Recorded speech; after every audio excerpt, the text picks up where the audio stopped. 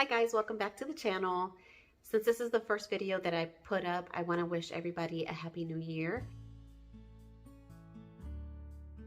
This morning, I woke up to some unexpected news that were occurring in the island of Puerto Rico.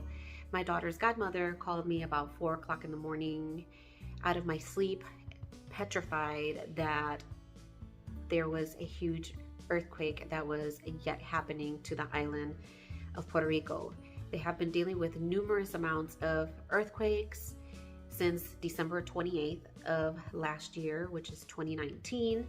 And yesterday or early this morning, they had one of the bigger ones, and it has continued throughout the morning and the early afternoon today, which has caused a lot of damage to a lot of the areas within the island. I want to ask if you guys can keep everyone in their prayers, and not only that, but just our world in general, from possible going to war here in the US with Iran to the fires in Australia. Our hearts and prayers literally go out to everyone who is suffering from one way or another with all of these occurrences that are happening.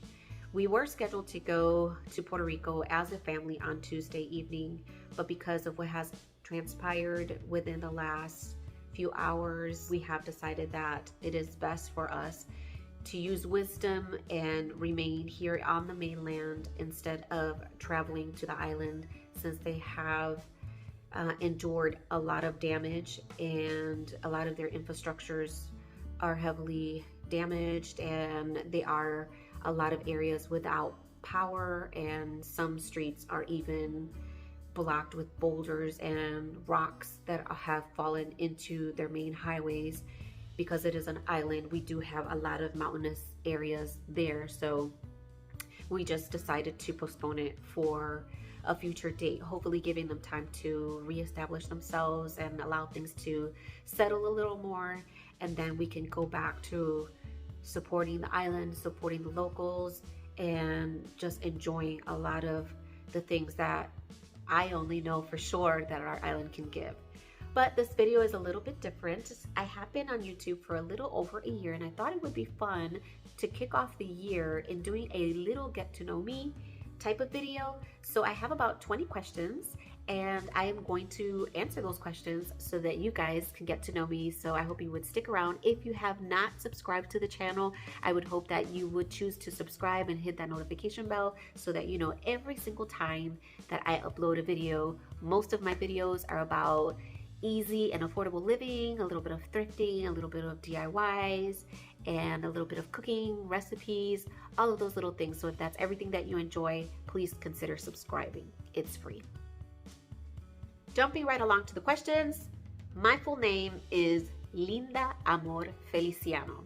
A lot of people, first of all, when they hear Feliciano, they automatically assume that I am related to Jose Feliciano, who sings Feliz Navidad. And no, we are not related. However, we are from the same island. My first name is Linda, which means obviously beautiful. My middle name is Amor. My grandfather was the one who actually gave me that name. I have never heard anyone to have Amor as their middle name. Therefore, Linda Amor just seems kind of appropriate. And I actually, doesn't bother me having it. I am an American born in the state of Ohio with Puerto Rican parents. My eye colors, I would say that my eye colors are brown, but they're not like a deep dark brown. They have some lightness into them. I don't know what I would call this color brown. Soft brown, I think. What inspires me?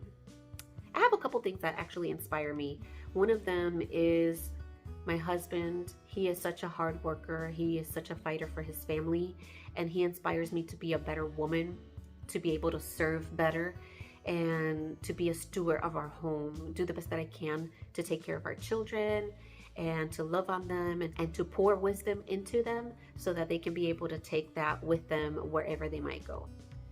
The most important thing in my life, obviously, is my Savior, Jesus Christ. Without him, I will definitely not be here. I have gone through, just like many of us, through a lot of hardships, a lot of situations where At one point or another, I could have either been dead or I could have been crazy. And if it wasn't definitely for the grace of God, I would not have been here sane, with peace, and overcoming every obstacle, allowing God to utilize that as having me as a living testimony to share my story with many people that have gone through similar situations like I have. I think that one of the things that required the most courage in my life at one point was the fact that I could have possibly lost my son at one point after taking him to the hospital, his pediatrician, to urgent care, to emergency care systems, and they couldn't figure out what was going on. I almost lost my son after being a month in the intensive care unit, blood transfusions, multiple surgeries. But for the grace of God, he is alive and well, and I am super grateful and thankful for that. But that definitely required a supernatural courage that only God can give during those hard times. There's been many circumstances where I have felt powerless, and yet I want to control the situation. But I have to understand that's just not happening. I would say I like action movies. I like a little bit of drama, and of course a little bit, well, no, scratch that. I would say action movies, comedies, and a little bit of romance. I would like to think so. I do enjoy cooking, and to give you a little bit of back history, my grandmother from my father's side was an amazing cook, and she always cooked and had her own business, and therefore if I did not know how to cook, I would give her some injustice in not being a great cook. So I like to consider myself that I'm a pretty darn good cook, and my husband thinks so anyway. No, I've learned something. There has been times where I'm faced with a circumstance in the past where in my special situation, I have felt from the Holy Spirit to ask for forgiveness, even though that person was the one that hurt me. One thing that I did understand through the power of the Holy Spirit was that forgiveness is not so much for them, but it's for you. Even if the person refuses to accept that apology or refuses to apologize to you, as long as you have made the attempt. And even if you have made the attempt and it was not welcomed, as long as your mind and your heart and your spirit and has allowed itself to ask for forgiveness, I think God acknowledges that forgiveness. And your conscience is going to be clean, the weight is going to be off the shoulder, and that's going to be something that is going to help you to be able to move on and move forward from any situation that might have caused you harm at one point or another. Believe it or not, I only have one tattoo. I had a tattoo in my early 20s, and I do have it in my lower back. That's when it was popular back in the day, and I decided not to get any more, so I just have the one. I've learned to forgive myself from the past failures, because if the main person who died on the cross for me was able to forgive me from my sins, then why can't I forgive myself? I take those things as lessons that we are able to learn from.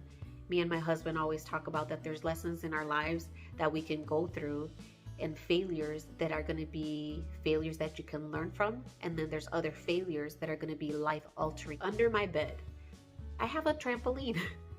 We do trampoline workouts in the house, and a lot of the trampoline workouts you can actually, from what we hear, we're not an expert, but you can burn a lot more calories, and it's a lot better for your core. And if you have bad knees and bad ankles, it's not so harsh on your joints if you are trying to work out. So ever so many times during the week, if it's not myself, it's my husband, we usually do trampoline workouts, and fold the trampoline under the bed.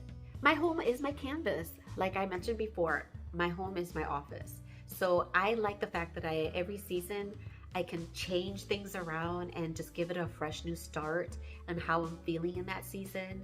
Sometimes I go for a lot more brighter colors. Sometimes I want to go for a lot more muted colors. Sometimes I want to do a lot more vintage or inspired by different seasons or different things within the years past. Right now, I am actually have been enjoying mixing a lot of my metals and a lot of candles and candlesticks and 1940s type of style of vintage, if I'm making any sense, and with tones of greenery. So I know it's winter, but a little bit of green around the house does the body good and it brightens up the soul. I am a morning person, so every day on the clock, I'm always up bright and early. There's a day that I sleep in after 7:30. I feel like I have lost the entire day. So usually I'm up bright and early. However, because I'm always on the go and because I'm always trying to do something and I'm always running around like a crazy woman, by the time it's time for me to go to sleep, I am usually out unless the husband wakes me up with a snort. The last book I read was actually the Bible. I have the Bible app on my phone, and I also use my regular book Bible.